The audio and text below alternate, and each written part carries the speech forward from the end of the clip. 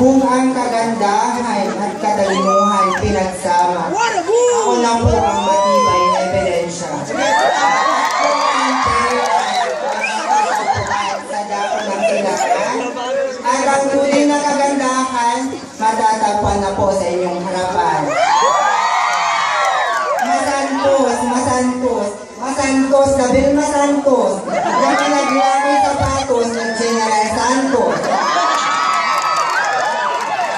Ladies, gentlemen, Board of Judges, good evening.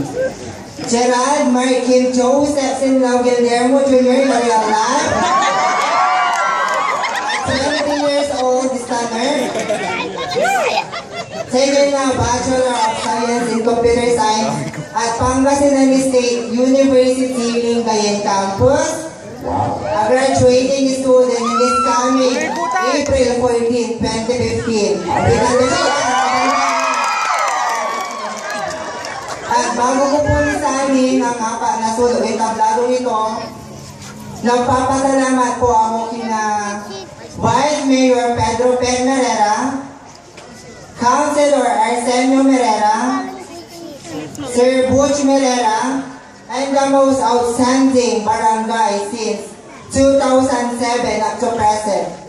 No other than Engineer Lorenzo Terzo M. Lopez and his barangay officials. And the most hardworking Lumboy Calay Hermanidad President, Madam Rosenda Arnie Guzman, ma'am. Good evening.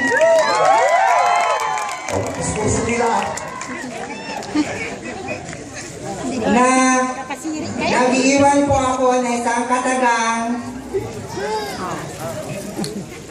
no say BE masusulong na panty, no say laki masusulong na brief. Kami mga bakla nagsusuot ng tibag. Kaya ang aming malaking si ay laging nasa bag.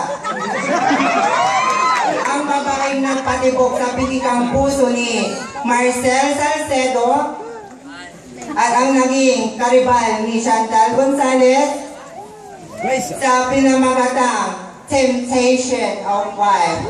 Pwede niyo po sabayang palakpakan at iyawan ang pangalang Miss Liza Di Castro.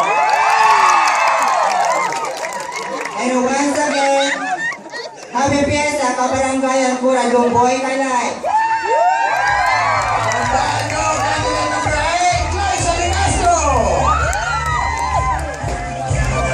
Candidate number 9.